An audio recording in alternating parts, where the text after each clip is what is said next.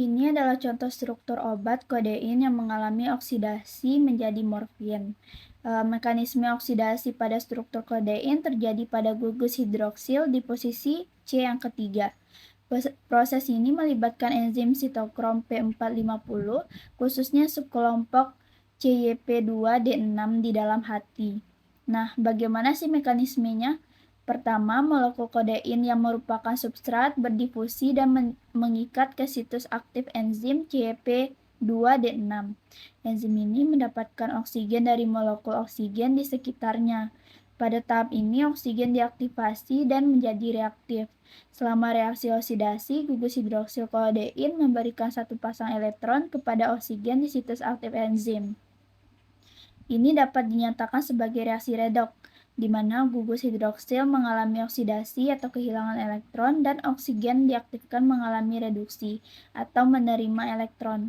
Pasangan elektron yang ditransfer menyebabkan pembentukan senyawa oksidan dan struktur gugus hidroksil kodein berubah. Oksidasi ini mengarah pada konversi gugus hidroksil menjadi senyawa oksidan dan pembentukan morfin. Morfin yang dihasilkan kemudian dapat mengalami reduksi lanjutan atau dilepas dari situs aktif enzim sebagai produk hasil oksidasi. Adapun faktor-faktor pendukung terjadinya reaksi ini adalah pertama, aktivitas enzim CYP2D6. Enzim ini berfungsi sebagai katalisator kunci dalam proses mengubah kodein menjadi morfin.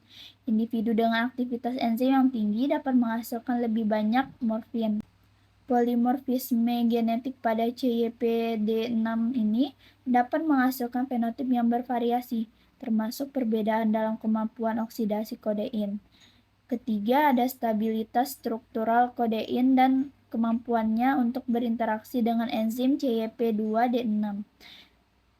Mempengaruhi sejauh mana oksidasi dapat terjadi. Yang keempat, ada efisiensi oksidasi kodein menjadi morfin dapat bervariasi antara individu.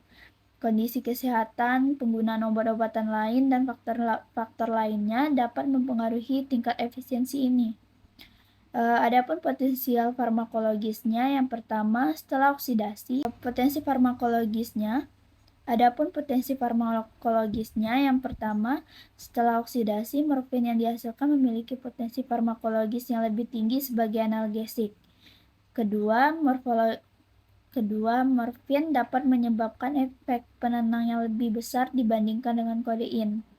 Yang ketiga, morfin dapat menyebabkan efek euforik atau perasaan senang yang lebih intens dibandingkan dengan kodein.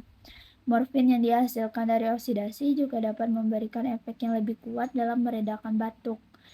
Yang kelima, dengan meningkatkan potensi farmakologis juga meningkatkan potensi risiko efek sampingnya yang lebih besar, termasuk risiko ketergantungan, depresi, pernapasan, dan gangguan gastrointestinal.